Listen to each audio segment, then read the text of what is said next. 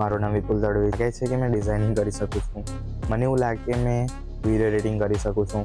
મને એવું લાગે કે મેં કોપી સ્કિલ છે, આપણા અંદર જે સ્કિલ પડેલી છે એ સ્કિલને આપણે બહાર લાવી નથી શકતા. જેટલું બને એટલું વધારે શીખીશ અને એમાં મેં વિડીયો એડિટિંગ ચાલુ એક અર્નિંગ પણ થઈ શકે છે. મતલબ મેં પૈસા પણ કમાઈ શકું છું. જ્યારે મારે એ કઈ રીતના કરી શકું છું એ કોઈના કોઈ જગ્યાએ મારું 2024નું 1 જાન્યુઆરીથી પૂરેપૂરું ટાર્ગેટ છે કે મતલબ કે મારે સ્પોકન ઇંગ્લિશ શીખવું છે, ઇંગ્લિશ બોલતા શીખવું છે. એના શીખવું છે, સમજવું છે, લખવું છે. સેકન્ડ વસ્તુ કે આ માટે આપણે વર્કઆઉટ કરીશું ડેલીના 2 કલાક. મારો સવારમાં મારા વિશે શું વિચાર છે, શું નહીં વિચાર, એના જોડે આપણે કશું જ લેવા દેવાના નથી. આપણે હોય છે, કોઈ કપડાં લેતું હોય છે, કોઈ હેરસ્ટાઈલ કરાવતું હોય છે, કોઈ સ્કિન કેર. એટલું વધારે ઇન્વેસ્ટ કરશું એટલું વધારે આપણને રિઝલ્ટ મળશે. જેટલું વધારે રિઝલ્ટ મળે તો આપણે 2026 સ્ટાર્ટ થશે, 2026 ચાલુ થશે તો આપણે વિડીયો પણ આવવા લાગશે. એના માટે આપણા જોડે એક હોવો જોઈએ, ગોલ હોવો જોઈએ. ટાઈમથી આપણે મહેનત કરવું પડશે, સ્ટ્રગલ કરવું પડશે તો થશે, બાકી થવાનું નથી. જતા મારું નામ વિપુલ દળવી છે. હું ફુલવાડીથી બિલોંગ કરું છું, જે ગડેશ્વર તાલુકામાં આવેલું છે, નર્મદા જિલ્લામાં, ગુજરાતમાં. ઠીક છે. ગુજરાતના નર્મદા જિલ્લામાં ગડેશ્વર તાલુકામાં ફુલવાડી ગામ આવેલું છે, મારું ગામ છે. ઓકે. બાકી તો એવી ઘણી બધી વસ્તુ છે આપણા જોડે, ઘણી બધી સ્કિલો છે, ઘણું બધું આવડત છે, ઘણી બધી વસ્તુઓ છે, પણ આપણે કોઈકના કોઈક કારણસર આપણે લાવી શકતા નથી. મતલબ કે મારા અંદર એક સ્કિલ છે કે મારે કંઈ કરવું છે. મને એવું લાગે છે કે મેં ડિઝાઇનિંગ કરી શકું છું. મને એવું લાગે કે મેં વિડીયો એડિટિંગ કરી શકું છું. મને એવું લાગે કે મેં કોપી રાઇટિંગ કરી શકું છું. મને એવું લાગે કે હું ફ્રીલાન્સિંગ કરી શકું છું. પણ કોઈના કોઈ વસ્તુના કારણે આપણે લોકો જે આપણી સ્કિલ છે, આપણા અંદર જે સ્કિલ પડેલી છે એ સ્કિલને આપણે બહાર લાવી નથી શકતા. પણ આપણા જોડે કોઈના કોઈ વાર એવી વસ્તુ થતી હોય છે, મતલબ કે એવું કંઈ જોવા મળતું હોય છે, જેના કારણે આપણને પણ એવું લાગે કે આ વ્યક્તિ કરી શકે છે તો મેં શા માટે ના કરી શકું. બરાબર. એ વસ્તુને ધ્યાનમાં લઈને આજે હું તમને એટલું જ કહેવા માગું છું. બરાબર. મારા જોડે જે એડિટિંગ કરવાની સ્કિલ છે, મતલબ કે વિડીયો બનાવવાની જે સ્કિલ છે, અત્યારની કન્ડિશનમાં મારા જોડે એટલી બધી સ્કિલ નથી. એ સ્કિલને હું શીખીશ, જેટલું બને એટલું વધારે શીખીશ અને એમાં હું વિડીયો એડિટિંગ ચાલુ કરીશ. પછી જો વિડીયો એડિટિંગ ચાલુ રહી જાય પછી એનાથી મને એક અર્નિંગ પણ થઈ શકે છે. મતલબ મેં પૈસા પણ કમાઈ શકું છું. જ્યારે મારા જોડે સ્કિલ હશે તો. હવે જરૂર નથી કે મેં વિડીયો એડિટિંગ જ શીખું. મારા જોડે એવી ઘણી બધી સ્કિલો છે, કાં તો સ્કિલો હશે, સ્કિલો નથી, બરાબર, તેને શીખવાની કોશિશ કરું. બટ લાઈફમાં એવું થતું હોય છે કે 2-4 માણસની વાતમાં આવીને આપણે કેવું કરી જતા હોય છે કે આપણે આ વસ્તુ મારે ના કરવી જોઈએ. બરાબર. એ વસ્તુ આપણે ના કરતા હોય છે, પણ એવું હકીકતમાં હોતું નથી.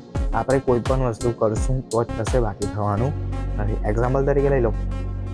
આજે મેં જે બોલી શકું છું, મેં સમજાવી શકું છું, મેં એક્સપ્લેન કરી શકું છું, એ કઈ રીતના કરી શકું છું એ કોઈકના કોઈ જગ્યાએ મેં સાંભળ્યું હશે, કોઈકના કોઈ જગ્યાએ મેં જોયું હશે, એટલે જ આજે મેં તમને સમજાવી શકું છું, કાં તો એક્સપ્લેન કરી શકું છું.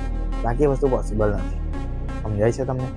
બાકી તો એટલું જ કહેવા માંગીશ કે કંઈ પણ વસ્તુ હશે, બરાબર, એને આપણે પરફેક્ટ રીતના કરવું પડશે, સમજવું પડશે, જોવું પડશે અને એના રિલેટેડ આગળ આપણે કરવું પડશે. જો આપણે નહીં કરીએ, સમજીએ નહીં, તો પોસિબલ જ નથી કે આપણા વિડીયો સક્સેસ થશે. બરાબર. લાસ્ટમાં એટલું જ કહીશ ને, આપણા જોડે જે પણ સ્કિલ નથી તો શીખવાની છે. બરાબર. સૌથી પહેલાં મારું 2024નું 1 જાન્યુઆરીથી પૂરેપૂરું ટાર્ગેટ છે કે હું વર્કઆઉટ કરીશ 2 કલાક. 2 કલાકમાં જરૂર નથી કે મેં બોડી ફાડી નાખું, તોડી નાખું, કશું જ નથી. મારા અકોર્ડિંગ જેટલું બી મને આવડે છે, જેટલું બી મારાથી થાય છે એટલું વર્કઆઉટ કરીશ. સેકન્ડ વસ્તુ કે મારે સ્પોકન ઇંગ્લિશ બોલવાનું છે. મતલબ કે મારે સ્પોકન ઇંગ્લિશ શીખવું છે, ઇંગ્લિશ બોલતા શીખવું છે. એના રિલેટેડ મેં કન્ટેન્ટ જોઈશ, એના રિલેટેડ મેં યુટ્યુબમાં વિડીયો જોઈશ, જેના કારણે મને ઇંગ્લિશ આવડે, જેના કારણે ઇંગ્લિશ હું બોલી શકું. ઇંગ્લિશ જરૂર નથી કે હું બોલવાની કોશિશ કરું, જરૂર નથી કે હું ટેસ્ટ પાસ થઈ જઈશ બધું વગેરે, પણ ઇંગ્લિશ જરૂરી છે જીવનમાં. જો ઇંગ્લિશ નહીં આવડે મને, બરાબર, તો મેં એવી ઘણી બધી એવી વસ્તુઓ છે, ઘણી બધી એવી વિડીયોઝ છે, ઘણા બધા એવા ટોપિક્સ છે કે મોસ્ટ ઓફલી ઇંગ્લિશમાં મને મળી રહે છે, પણ મને ઇંગ્લિશ સમજ જ નથી પડતી. એ વસ્તુ મને કઈ રીતના આવડશે? એના માટે મારે ઇંગ્લિશ શીખવું કમ્પલસરી છે. બરાબર. તો 2026નો આપણે પૂરો ટાર્ગેટ એ જ હશે કે મારે ઇંગ્લિશ બોલવું છે, શીખવું છે, સમજવું છે, લખવું છે. સેકન્ડ વસ્તુ કે આજે તમને દેખાતું હશે મારું પેટ છે, બરાબર, એ એક્સ્ટ્રા મતલબ કે ગુજરાતીમાં કહે તો ચરબી છે, એક્સ્ટ્રા ચરબી છે, એને આપણે ઉતારશું. એના માટે આપણે વર્કઆઉટ કરીશું ડેલીના 2 કલાક. બરાબર, સવારમાં 5 થી 7, 7 થી 8, કાં તો 8 થી 9, જે પણ આપણા અકોર્ડિંગ જે ટાઈમ સેટ થશે એના અકોર્ડિંગ. લોકો મારા વિશે શું વિચારશે, શું નહીં વિચાર, એના જોડે આપણે કશું જ લેવા દેવા નથી. આપણે આપણી ઉપર કામ કરવાનું છે, આપણી ઉપર ઇન્વેસ્ટ કરવાનું છે. બરાબર, જેમ કે ઇન્વેસ્ટ કઈ જગ્યાએ ઘણા બધા લોકો પોતાની જાત ઉપર ઇન્વેસ્ટ કરતા હોય છે. કોઈ કપડાં લેતું હોય છે, કોઈ હેરસ્ટાઈલ કરાવતું હોય છે, કોઈ સ્કિન કેર કરાવતું હોય છે. બરાબર, કોઈ વર્કઆઉટ કરતું હોય છે જીમ જઈને, મતલબ કે કોઈ કોર્સ શીખતું હોય છે, કોઈ સ્કિલ શીખતું હોય છે, એના માટે કોઈ કોર્સ લેતું હોય છે, કોઈ જગ્યાએ ટ્યુશન ક્લાસ કરતું હોય છે, કોઈ જગ્યાએ ક્લાસીસ કરતું હોય છે. એ રીતે આપણે પોતાની જાત ઉપર ઇન્વેસ્ટ કરશું. જેટલું વધારે ઇન્વેસ્ટ કરશું એટલું વધારે આપણને રિઝલ્ટ મળશે. જેટલું વધારે રિઝલ્ટ મળશે એના અકોર્ડિંગ મારે કંઈ ના કંઈ તો લાઈફમાં થશે કે નહીં થાય. પહેલો જે મેં તમને કીધું છે, જેમ કે આજની કન્ડિશનમાં મારે ઇંગ્લિશ બોલતા મને એટલું બધું આવડતું નથી, તો ઇંગ્લિશ બોલવાનું હું શીખીશ.